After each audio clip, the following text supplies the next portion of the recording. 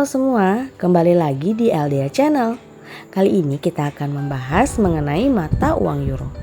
Ngomong-ngomong mengenai mata uang euro, ini berkaitan dengan perang Rusia dan Ukraina yang terjadi belakangan ini.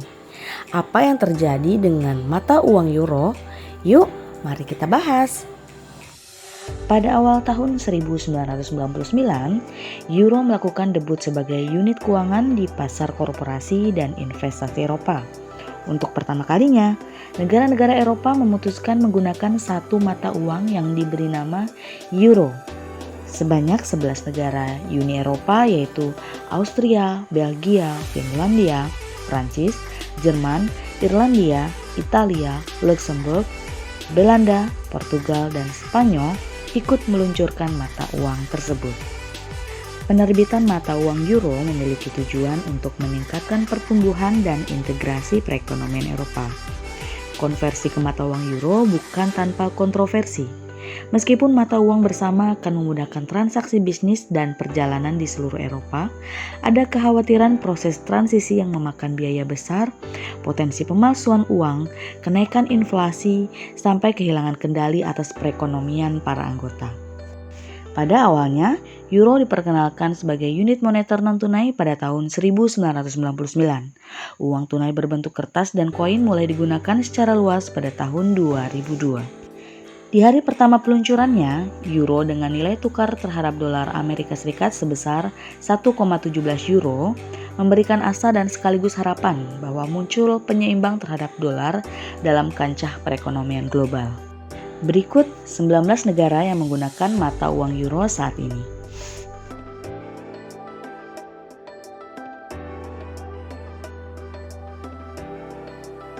Selanjutnya, ada apa sih dengan mata uang euro?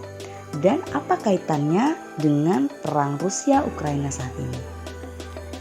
Sejak awal tahun 2022, mata uang euro telah kehilangan lebih dari 9% nilainya terhadap dolar Amerika Serikat, menjadikan nilai euro jatuh ke level terendah dalam 2 dekade terakhir. Bahkan pada 15 Juli 2022, nilai 1 euro setara dengan 1 dolar Amerika Serikat. Hal ini disebabkan karena kekhawatiran resesi yang meningkat di Eropa, dengan harga gas melonjak dan perang Rusia-Ukraina yang belum juga menunjukkan tanda-tanda berakhir. Selain itu, Bank Sentral juga urung menaikkan suku bunga mengakibatkan nilai euro terus tertekan.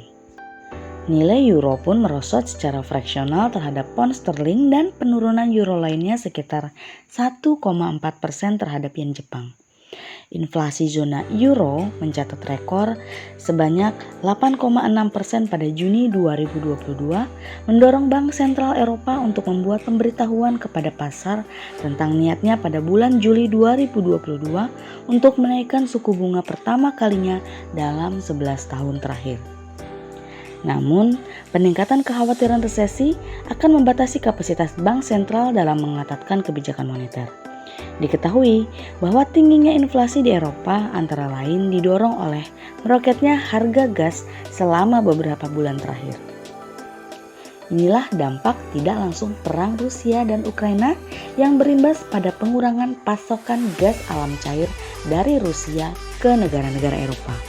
Harga gas di Eropa meroket ke level tertinggi di tengah kekhawatiran pasokan setelah pengurangan aliran gas dari Rusia. Ditambah pemogokan pekerja minyak dan gas Norwegia ikut memperburuk situasi, bahkan menambah kekhawatiran tentang pasokan gas alam cair. Sebelumnya, Rusia telah menjadi sumber energi utama bagi seluruh Eropa. Rusia adalah pengekspor terbesar gas alam cair, pemasok terbesar kedua atas minyak mentah, dan pengekspor terbesar ketiga atas batu bara. Sementara Ukraina merupakan salah satu lumbung pangan di Eropa. Perang telah memutus ekspor produk-produk dari Ukraina. Hal ini tidak lepas dari upaya Rusia yang terus memblokade jalur-jalur ekspor dan perdagangan Ukraina di Laut Hitam. Perang Rusia-Ukraina telah mengakibatkan harga energi melonjak dibarengi harga pangan yang ikut meningkat secara signifikan. Sebagian masyarakat Eropa harus mengencangkan ikat pinggang karena kenaikan harga pangan dan pengurangan pasokan energi yang berdampak pada harga bahan bakarnya ikut melambung sejak perang. Di sisi lain, inflasi yang ditandai dengan daya beli masyarakat yang berkurang menjadi tolak ukur ekonomi di Eropa. Keadaan tersebutlah yang menyebabkan mata uang euro terus melemah. Lalu bagaimana dampak pelemahan euro bagi negara-negara Eropa? Jadi melemahnya euro akan menambah beban rumah tangga dan bisnis di Eropa yang sudah terombang-ambing sejak rekor inflasi yang tinggi. Mata uang euro yang lemah akan membuat impor dan sebagian besar barang yang nilainya dalam mata uang dolar akan lebih mahal.